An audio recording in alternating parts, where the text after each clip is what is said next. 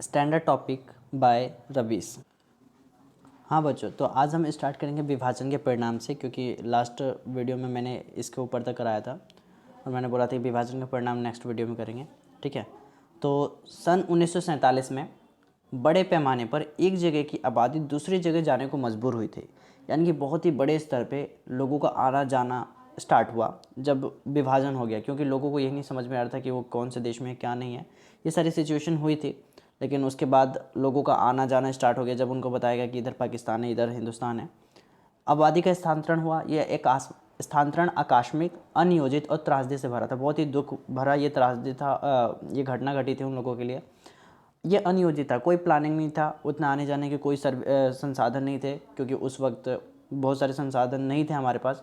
Train थी, लेकिन train के हिसाब से जितने भी ट्रेन चलाए जा रहे थे उसके अकॉर्डिंग जनसंख्या ज़्यादा थी स्थानांतरण के लिए। मानव इतिहास के अब तक सबसे ज्ञात जो है वो बड़े स्थानांतरण में से यह एक था। आज तक इतना बड़ा स्थानांतरण एक जगह से दूसरे जगह नहीं हुआ था।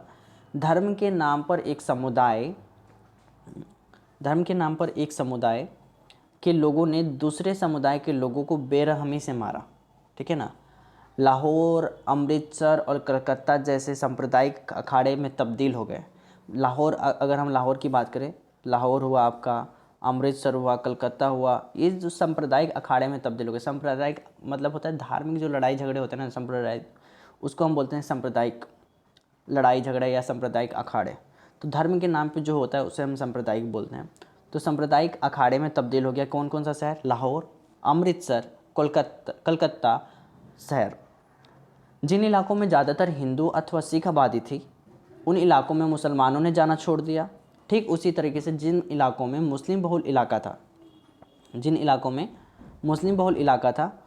उन इलाकों में हिंदू और सिख भी नहीं गुजरते थे। उनको इस बात का डर था कि अगर हम उनके इलाके से गुजरेंगे तो वो लोग हमें मार डालेंगे या हमें बहुत मारेंगे। ठीक है, इसी तरीके से आप इस पे एक बार और गौर कीजिएगा।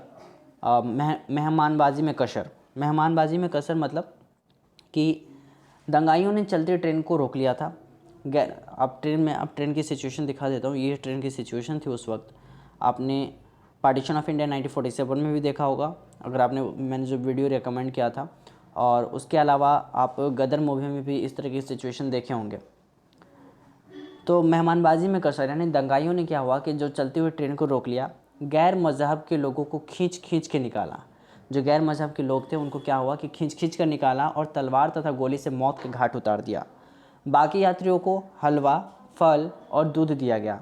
आयोजकों के मुखिया ने कहा कि बहनों और भाइयों, ट्रेन के आने की खबर देर से मिली, इसी कारण हम आपका स्वागत पुरजोर तरीके से नहीं कर सके जैसा कि आप सब चाहते होंगे। यानी ये बात शहादत हसन मंटो ने लिखा है। यानी कि इसमें देखिए जो लिखा हुआ है हलवा, फल और दूध, इसका मतलब ये नहीं कि उनको सच में हलवा, फल और दूध दिया गया था, बल्कि उनका जो स्वागत किया गया था तहदिल से किया गया था। जो उनके अपने मज़हब के लोग थे उन लोगों ने, और जो गैर मज़हब के लोग थे उन लोगों को उन्होंने खींच के निकाला ट्रेन से और उनको मार डाला। ये भी सिचुएशन आप उसमें देखोगे, गदर मूवी में, या देखा होगा आप लोगों ने। लोग अपना घर बार छोड़ने के लिए मजबूर हो गए थे। वे सीमा के एक तरफ से दूसरी तरफ गए और इस क्रम में लोगों को बड़ी से बड़ी विपत्ति का सामना करना पड़ा। दोनों ही तरफ के अल्पसंख्यक अपने घरों से भाग खड़े हुए और अक्सर अस्थायी तौर पर उन्हें शरणार्थी शिविरों में पनाह लेनी पड़ी। शरणार्थी शिविर जहाँ पे कैंप होता है, जहाँ पे जो रिफ्यूजीज़ हैं उनको रहने के लिए जो घर बनाए गए थे, कैंप बनाए जाते हैं, ठीक है ना, उसमें उन लोगों को रहना पड़ा। ये भी नहीं कई सालों तक रहे, ठीक है ना। ये नहीं कि 2-4 दिन की बात थी उनके लिए, कई महीनों, कई सालों तक उनको शिविर में रहना पड़ा, शरणार्थी शिविर में। कल जो लोगों का अपना वतन हुआ करता था, वहीं की पुलिस अथवा स्थानीय प्रशासन अब इन लोगों के साथ रुखाई का बर्ताव करने लगा। रुखाई मतलब बहुत ही खिलाफ में, ठीक है ना। उनको ही मारने लगे, उनको ही उनको परेशान करने लगे। लोगों को सीमा से दूसरी तरफ जाना पड़ा और ऐसा उन्हें हर हाल में करना था। अक्सर लोगों ने पैदल चलकर यह दूरी तय की। जिस तरीके से आप देख सकते हो, जैसे कोविड-19 में बहुत सारे लोग पैदल चलकर अपने, जब कोई व्यवस्था नहीं हुआ तो वो लोग मजबूर हो गए। ट्रेनें बंद कर दी गई थी, आपको भी पता है, ट्रेनें बंद हो गई थी, बहुत सारी चीज़ें बंद कर दी गई थी, बसें भी मैक्सिमम बंद हो गई थी। तो जब लोगों को जाना पड़ा तो बहुत सारे लोग पैदल चलकर अपने उसको तय किया, अपने जहाँ पे भी उनको जाना था। ऐसा उन्हें हर हाल में करना था। अक्सर लोगों ने पैदल चलकर यह दूरी तय की। सीमा के दोनों और हज़ारों की तादाद में औरतों को अगवा कर लिया गया था। और ये भी चीज़ है कि औरतों को अगवा किया जाता है। कोविड-19 में ऐसी कोई सिचुएशन देखने को हमें नहीं मिला, लेकिन उस वक्त की बात कर रहे हैं जब विभाजन हुआ था, तो उसमें औरतों को अगवा किया जा रहा था और उन्हें जबरन शादी करनी पड़ रही थी। और उनकी जो शादी भी ज़बरदस्ती कराया जा रहा था या किया जा रहा था। अगवा करने वाले का भी धर्म अपनाना पड़ता था। और जो हमें अगवा कर रहे थे, हमें मीन्स जिन लोगों को अगवा कर रहे थे, तो अगवा करने वाले का धर्म भी अपनाना पड़ रहा था। कई मामलों में यह भी हुआ कि खुद परिवार के लोगों ने अपने कुल की इज्जत बचाने के लिए खुद के परिवार के लोगों ने अपने कुल की इज्जत बचाने के लिए बहू बेटियों को मार डाला, या बहुत से बच्चे अपने माँ बाप से बिछड़ गए। यानी आप उसमें देखोगे गदर मूवी में कि एक सरदार जी हैं, वो अपनी बेटियों को जहर दे देते हैं कि खाकर मर जाना, भले किसी और के हाथ में जाने से अच्छा, किसी बलात्कारी की हम बात करें या किसी के और उसमें इज्जत गंवाने से अच्छा है कि तुम खुद ही मर जाओ। जो लोग सीमा पार करने की इस तरफ सफल रहे उन्होंने पाया कि अब वे बेठिकाना हो गए। ठीक है, बाई चांस मान लीजिए कि कई लोगों ने तो कैसे भी करके सीमा को पार कर लिया, हिंदुस्तान से पाकिस्तान चले गए या पाकिस्तान से हिंदुस्तान आ गए, लेकिन पहुंचने के बाद अब उनका वहाँ पे कोई ठिकाना नहीं है। क्यों? क्योंकि रहते तो वो सदियों उनके वंशज है की बात करें या जो भी थे पहले, वो तो वहीं पे थे, पहले जहाँ पे थे वहीं पे उनका घर परिवार जो भी प्रॉपर्टी थी सब कुछ उनका वहीं पे था। लेकिन अब ये जगह जो बदल कर आए हैं, हिंदुस्तान से पाकिस्तान या पाकिस्तान से हिंदुस्तान, इनका यहाँ पे कोई नहीं है, कोई इनको नहीं जानता, तो ये अब बेठिकाना हो गए, इनका रहने का कोई भी ठिकाना नहीं रहा। इन लाखों शरणार्थियों के लिए देश की आज़ादी का मतलब था महीनों और कभी कभी सालों तक किसी शरणार्थी शिविर में ज़िंदगी काटना। यानी ये जो शिविर में रहे, शरणार्थी शिविर में, ये नहीं कि 2-4 दिन के लिए 10 दिन के लिए, बल्कि महीनों और सालों तक इनको उसी शिविर कैंप में, उसी शरणार्थी शिविर कैंप में इनको ज़िंदगी काटना पड़ा। भारत और पाकिस्तान के लेखक कवि तथा फिल्म निर्माताओं ने अपने उपन्यास, लघु कथा, कविता, फिल्मों में इस मार काट की नृशंसता का जिक्र किया है। देखिए, हमारे जो भारतीय फिल्म निर्माता रहे हैं, ठीक है, उपन्यास जो लिखने वाले लेखक रहे हैं, लघु कथा लिखने वाले, कविता और फिल्मों में इस मार काट की जो नृशंसता है, जो सिचुएशन सच में घटी थी, उन घटनाओं को उन्होंने अपनी किताबों के माध्यम से, अपनी कविताओं के माध्यम से, अपने फिल्मों के माध्यम से दिखाया गया है। विस्थापन और हिंसा से पैदा दुखों को अभिव्यक्ति दी गई है कि किस तरीके की हिंसा उत्पन्न हुई थी, किस तरीके के दुख उत्पन्न हुए थे, उन सब चीज़ों को उन्होंने दिखाने की कोशिश किया है। विभाजन की विपदा का जिक्र करते हुए रचनाकारों ने अक्सर वही जुमला इस्तेमाल किया जो इस विपत्ति को झेलने वाले बंटवारे का जिक्र करते हुए करते थे। इन सबों के लिए बंटवारे का मतलब था दिल के 2 टुकड़े हो जाना। यानी ये जो विभाजन हुआ, विभाजन का मतलब हुआ कि दिल के 2 टुकड़े हो गए। विभाजन में सिर्फ संपदा, देनदारी और परिसंपत्तियों का ही बंटवारा नहीं हुआ था। इस विभाजन में 2 समुदाय जो अब तक पड़ोसियों की भांति रहते आ रहे थे, हिंसक अलगाव का शिकार हो गए। यानी कि ये विभाजन सिर्फ 2 समुदायों का नहीं हुआ था, बल्कि पड़ोसियों की भांति जो आ रहे थे एक साथ रहते हुए, वो शिकार हो गए अलगाव का, उनसे अलग हो गए। वित्तीय संपदा के साथ साथ, अब देखिए जो इस सिचुएशन को अगर मैं बात करूँ, वित्तीय संपदा के साथ साथ टेबल, कुर्सी, टाइपराइटर, पुलिस के वाद्य यंत्रों का भी बंटवारा किया गया था। यानी एक चीज़ का बंटवारा किया गया था, यानी कि सिर्फ लोगों को बंटवारा किया गया था। जितनी भी सरकारी चीज़ें थी, ठीक है ना, जनसंख्या के हिसाब से संसद जो भी था या जो कुछ भी राष्ट्रपति भवन के अंदर था, उन सभी चीज़ों को एक एक करके उसको डिवाइड किया गया था दोनों के लिए, हिंदुस्तान के लिए भी और पाकिस्तान के लिए भी। जो रेलवे के कर्मचारी थे उनका, जो सरकारी थे लोग, या वाद्य यंत्र था, टाइपराइटर था, जो पुलिस है, जो पाकिस्तान मतलब जो मुस्लिम पुलिस थे वो मुस्लिमों को दे दिया गया, यानी पाकिस्तान को दे दिया गया। इस तरीके से बहुत सारी चीज़ें थी जो बंटवारा किया गया। आप देखोगे पार्टीशन ऑफ इंडिया 1947 में कि यहाँ तक कि चम्मच, जो सरकारी चम्मच थे, उनका भी बंटवारा किया गया है। समुदायों का यह हिंसक और भयावह विभाजन था। अनुमान किया गया कि भयावह विभाजन का अनुमान किया गया था कि विभाजन के कारण 80 लाख लोगों को अपना घर बार छोड़कर सीमा पार जाना पड़ा। यानी कि लगभग 80 लाख लोगों को अपना घर बार छोड़कर सीमा पार जाना पड़ा। विभाजन की हिंसा ने तकरीबन 5 से 10 लाख लोगों ने अपनी जान गंवाई थी। इस विभाजन के दौरान सिर्फ आर पार होने में लगभग 5 से 10 लाख लोगों की जान गई थी। प्रशासनिक मुश्किल और वित्तीय कठिनाई के अतिरिक्त विभाजन के साथ कुछ और ज़्यादा गहरे मुद्दे जुड़े हुए थे। भारत के नेता द्विराष्ट्र सिद्धांत में यकीन नहीं करते थे। द्विराष्ट्र सिद्धांत मतलब कि दो कौमों का जो राष्ट्र है, ये बिल्कुल ठीक नहीं था। बहरहाल विभाजन है तो धर्म के आधार पर ही हुआ था। जो हमारा भारतीय विभाजन हुआ था वो धर्म के आधार पर हुआ था, और ये जीना साहब का ही खेल था पूरा का पूरा, अगर देखा जाए तो। इस वजह से भारत अपने आप एक हिंदू राष्ट्र बन गया?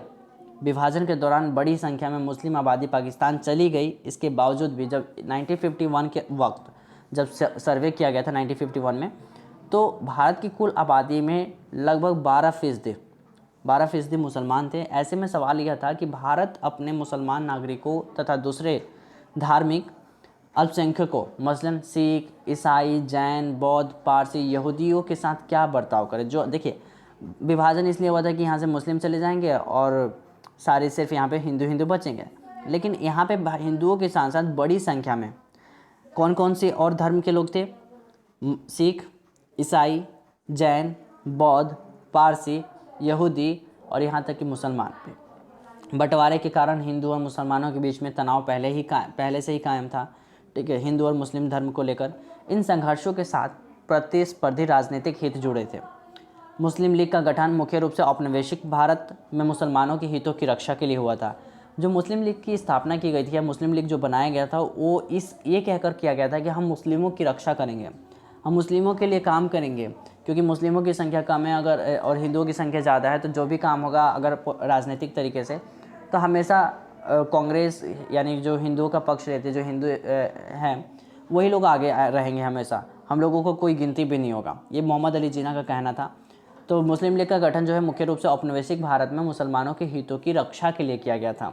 मुस्लिम लीग मुसलमानों के लिए अलग राष्ट्र की मांग कर एक एतबार से अग्रणी थी, यानी कि मुस्लिम लीग मुसलमानों के लिए अलग राष्ट्र की मांग करने के एतबार से अग्रणी थी, आगे थी। ठीक इसी तरह कुछ और भी संगठन थे जो भारत को हिंदू राष्ट्र बनाने के लिए हिंदुओं को लामबंद करने की कोशिश में लगे थे। बहरहाल भारत की कौमी सरकार के अधिकतर नेता सभी नागरिकों को समान दर्जा देने के लिए हामी थे। चाहे नागरिक किसी भी धर्म का हो, वे भारत को एक ऐसे राष्ट्र के रूप में नहीं देखना चाहते थे जहां किसी एक धर्म के अनुयायियों को दूसरी धर्मावलंबियों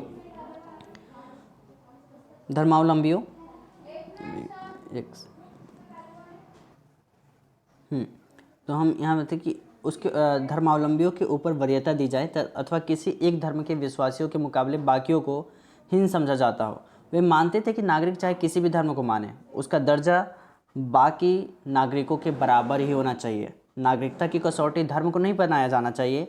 हमारे नेतागण धर्मनिरपेक्ष राज्य के आदर्श के हिमायती थे। उनके इस आदर्श की अभिव्यक्ति भारतीय संविधान में हुई है और हो रही थी।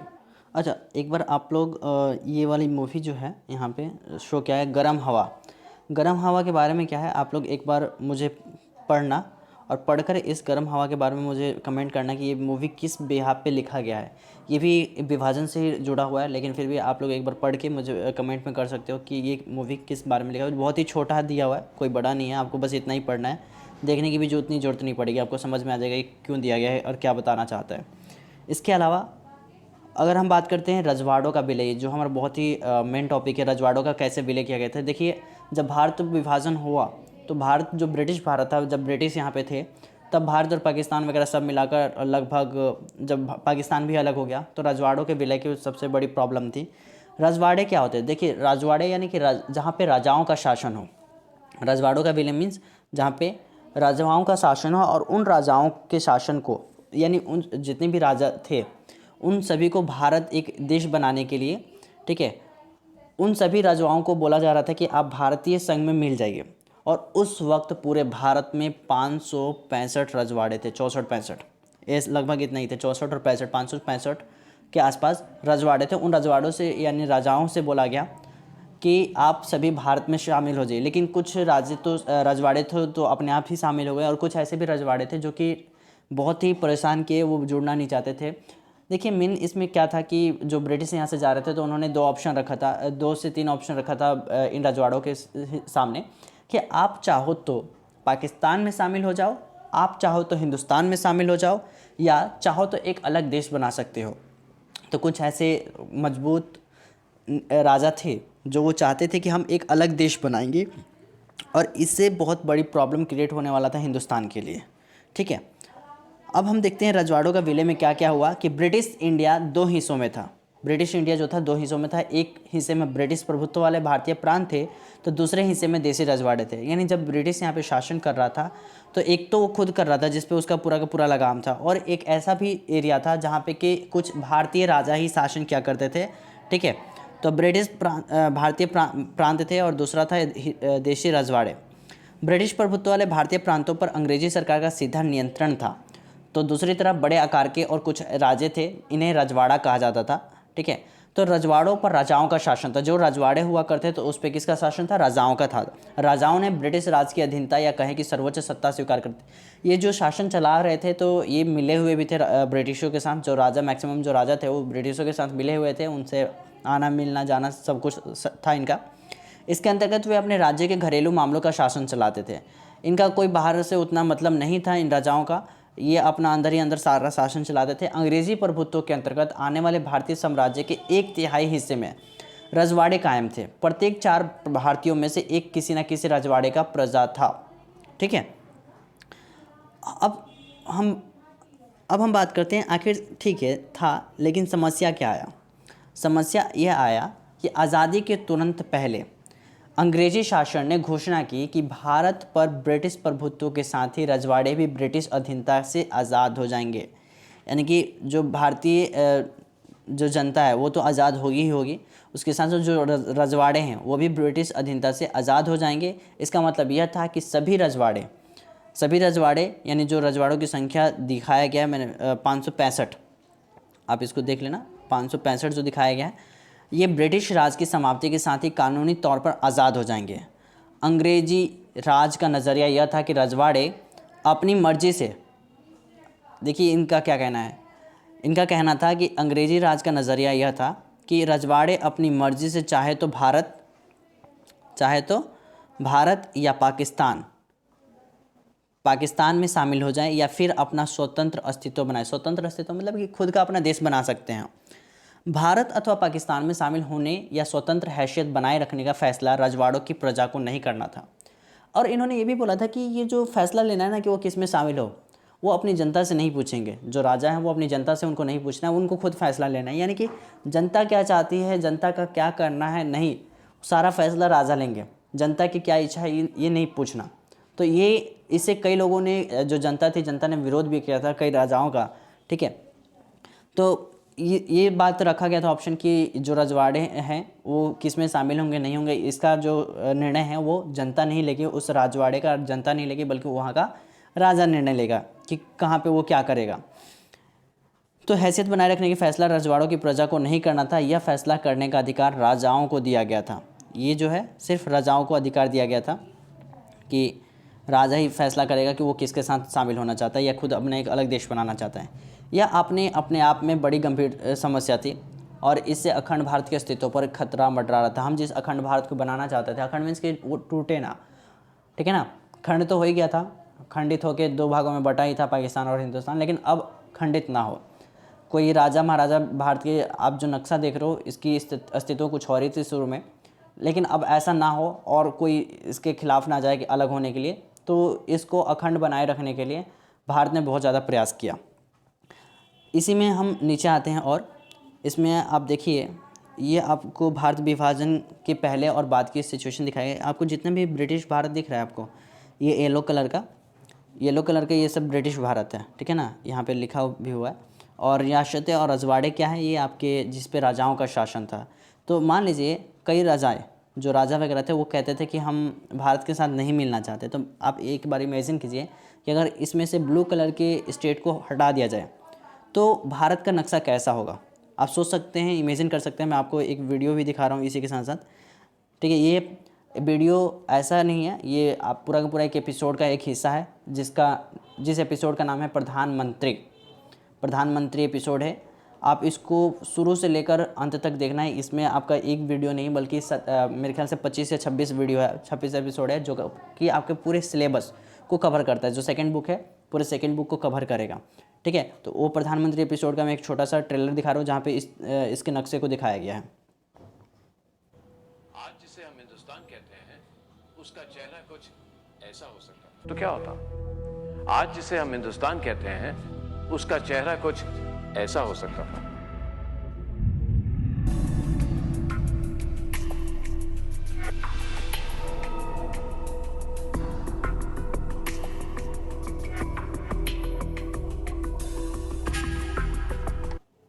तो आप लोगों ने देखा कि किस तरीके की सिचुएशन वहाँ पे बन रहा था, किस तरीके से अगर इन सभी ब्लू कलर के जो रियासतें थे, रजवाड़े थे, अगर इनको हटा दिया जाए तो भारत का नक्शा कैसा दिखेगा।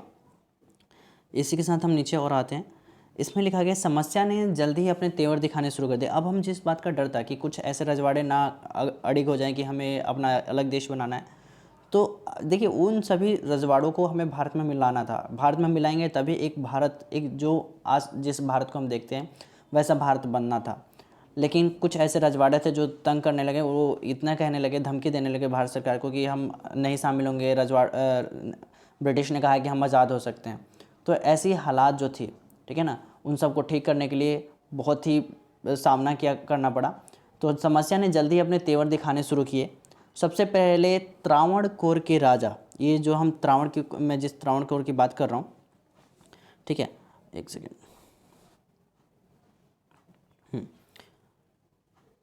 तो मैं जिस त्रावणकोर की बात कर रहा था, इसमें ये वो त्रावणकोर है जो कि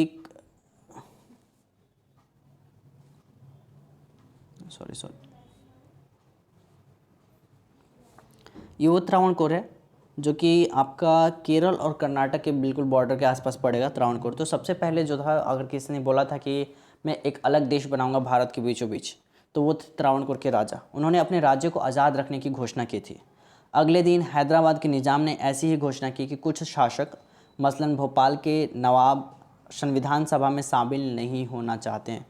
फिर हैदराबाद, ठीक है, हैदराबाद के निज़ाम, फिर भोपाल के नवाब, फिर इसी तरीके से रजवाड़ों के शासक ने रवैया अपने बात ये बिल्कुल साफ़ हो गई कि आज़ादी के बाद हिंदुस्तान कई छोटे छोटे देशों में शक्ल में बंटने वाला है।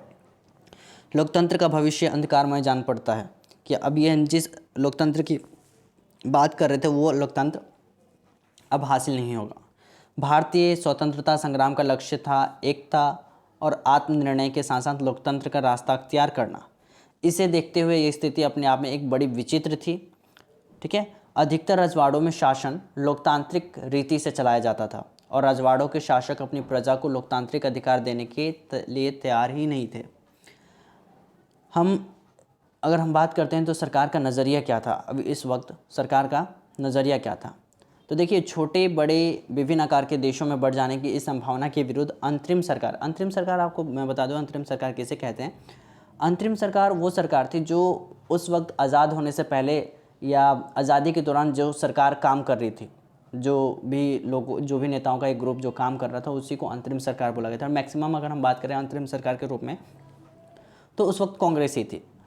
तो अंतरिम सरकार ने कड़ा रुख अपनाया कि हम ऐसे कैसे, हम जिस देश की आज़ादी के लिए इतना लड़े झगड़े, ब्रिटिशों को भगाया हमने, और उसको और बंटने दें, ये कैसे हो सकता है। तो इन्होंने बहुत ही कड़ा रुख अपनाया। मुस्लिम लीग ने भारतीय राष्ट्रीय कांग्रेस के इस कदम का विरोध किया। लेकिन हाँ, जो मुस्लिम लीग था जो कि ऑलरेडी बढ़ चुका था, वो कहता था कि तुम कौन होते हो इन लोगों को डराने वाले, धमकाने वाले या बोलने वाले कि तुम भारत के साथ ही मिले रहो, है ना। तो जब कांग्रेस ऐसा कर रही थी कि देखिए हमने जिस देश की आज़ादी के लिए, एक एकता के लिए, अखंड भारत बनाए रखने के लिए हमने इतना प्रयास किया, इतना लड़ाई लड़ी, उसको आप लोग फिर से क्यों तोड़ना चाहते हो। तो मुस्लिम लीग कह रही है कि आप लोग कौन होते हो इनको बोलने वाले, ये चाहे तो आज़ाद भी देश बना सकते हैं, भारत में भी शामिल हो सकते हैं, पाकिस्तान में भी शामिल हो सकते हैं, आप लोग कौन होते हैं। तो काफ़ी ज़्यादा मुस्लिम लीग ने भारतीय राष्ट्रीय कांग्रेस का विरोध किया था।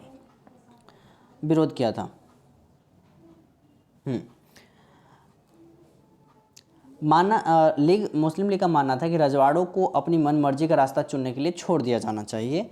रजवाड़ों के शासकों को मनाने समझाने में सरदार पटेल ने ऐतिहासिक भूमिका निभाई। अब रजवाड़ों को मनाने, जो रजवाड़े के शासक थे, राजा महाराजा थे, उनको मनाने और समझाने में अगर किसी का सबसे ज़्यादा महत्वपूर्ण भूमिका था तो वो थे सरदार वल्लभ भाई पटेल। निभाई उन्होंने बहुत ही ऐतिहासिक भूमिका निभाई। अधिकतर रजवाड़ों को उन्होंने भारतीय संघ में शामिल होने के लिए राजी कर लिया। आज यह आसान जान पड़ सकता है कि कितना आसान होगा, शामिल ही तो करना था, लेकिन नहीं, ये आसान काम नहीं था।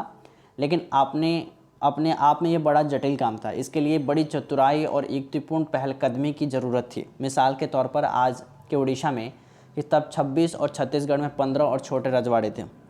आप इमेजिन कीजिए, आप जो आपको छत्तीसगढ़ दिखता है उसमें 26, ठीक है, और उड़ीसा में 26 और छत्तीसगढ़ में 15 और छोटे बड़े रजवाड़े थे। और महाराष्ट्र, सौराष्ट्र जो महाराष्ट्र ही है, तो उसमें थे उस वक्त 14 बड़े राज्य और 119 छोटे रजवाड़े।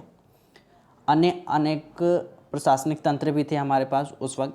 देसी रजवाड़ों की इस चर्चा से 3 मामले सामने आते, 3 बातें सामने आती हैं। पहली बात क्या सामने आती है कि यह अधिकतर रजवाड़ों के लोग भारतीय संघ में शामिल होना चाहते थे। बहुत सारे ऐसे रजवाड़े थे जो कि अपने आप ही शामिल हो गए भारत में।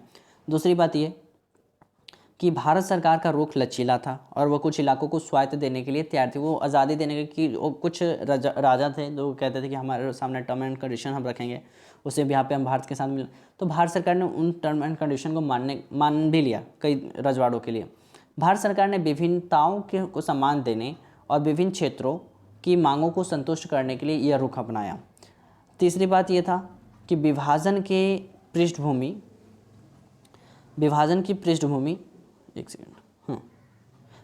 पृष्ठभूमि में विभिन्न इलाकों के सीमांकन के सवाल पर खींचतान जोर पकड़ रही थी और ऐसे में देश की क्षेत्रीय अखंडता का एकता का सवाल सबसे ज़्यादा अहम हो उठा था। सरदार शांतिपूर्ण बातचीत के जरिए लगभग सभी रजवाड़े जिनकी सीमाएं आज़ाद हिंदुस्तान की नई सीमाओं से मिलती थी 15 अगस्त 1947 से पहले ही भारतीय संघ में शामिल हो गए थे। यानी शांतिपूर्ण बातचीत के जरिए अगर हम बात करें तो लगभग सभी रजवाड़े जिनकी सीमाएं आज़ाद हिंदुस्तान की नई सीमाओं से मिलती थी वो 15 अगस्त 1947 से पहले ही भारतीय संघ में शामिल, मैक्सिमम यानी कि शामिल हो गए थे 15 अगस्त 1947 से पहले। अधिकतर रजवाड़ों के शासकों ने भारतीय संघ में विलय होने या विलय के एक सहमति पत्र पर हस्ताक्षर किया और ऐसे ही शामिल नहीं हो रहे थे। उनके लिए एक वो बनाया गया था, लेटर बनाया गया था जिस पर कि साइन करना पड़ता था, तो उसका नाम था सहमति पत्र।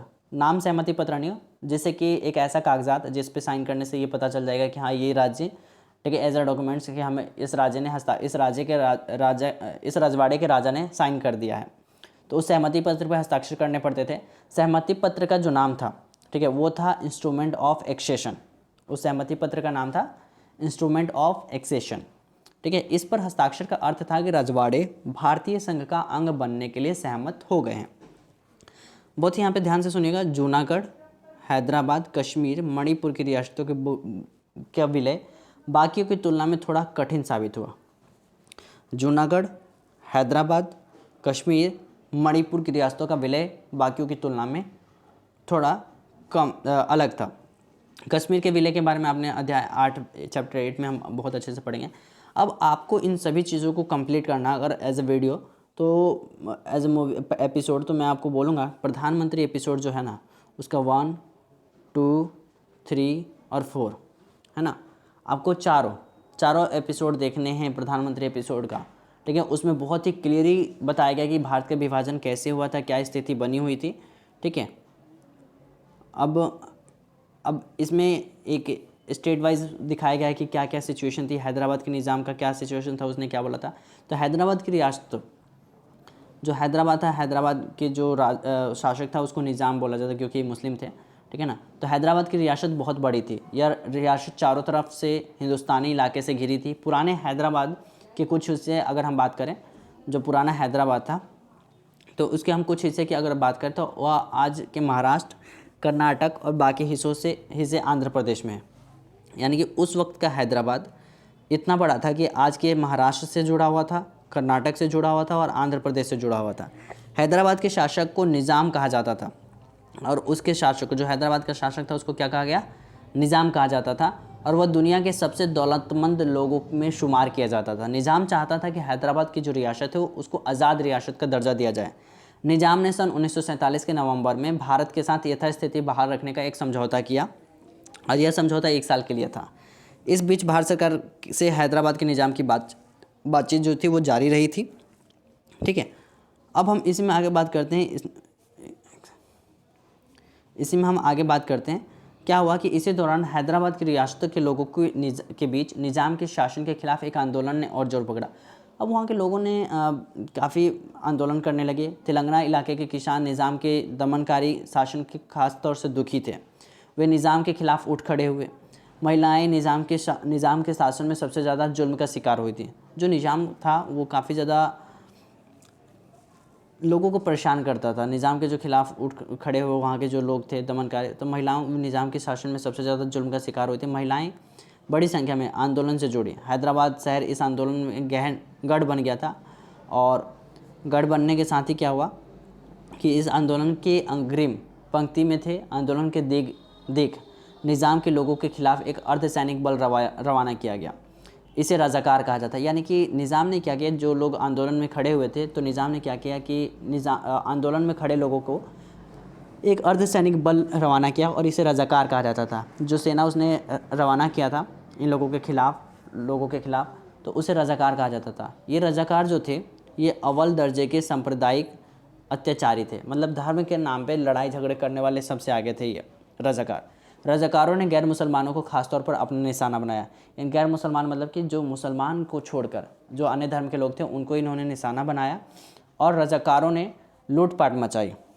समझ रहे हैं ना, लूटपाट मचाई और हत्या तथा बलात्कार पर उतारू हो गए। 1948 के सितंबर में भारतीय सेना निज़ाम के सैनिकों पर काबू पाने के लिए हैदराबाद आ पहुँचे। कुछ रोज़ तक रुक रुक कर लड़ाई चली, और इसके बाद निज़ाम ने आत्मसमर्पण कर दिया। निज़ाम के आत्मसमर्पण के साथ ही हैदराबाद भारत में विलय हो गया। तो बहुत ही ख़राब स्थिति रही। भारत को विलय करना, हैदराबाद के भारत में विलय होना कोई आसान काम नहीं था। ठीक है, अब हम जो मणिपुर है या इसके आगे का जो कुछ भी है हम इसके नेक्स्ट वीडियो में करेंगे। ठीक है, आप लोग इसको इतने अच्छे से करिए, ये हम नेक्स्ट एपिसोड में करेंगे, और आप लोग इसको अच्छे से करिए। कोई भी दिक्कत होता है आप लोग कमेंट करके पूछ सकते हैं कि क्या क्या क्वेश्चन है, या कोई भी दिक्कत होती है मैं आपको नंबर भी वहाँ पे शेयर कर दूँगा कि नंबर क्या है। ठीक है,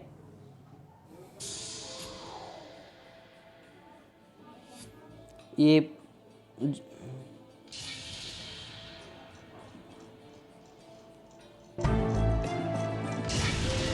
प्रधानमंत्री एपिसोड का ही वीडियो है, और आप लोग इस तरीके से देख सकते हो। प्रधानमंत्री एपिसोड आप सर्च करोगे तो आपको ऐसे देखने को मिलेगा। Standard topic by Ravish.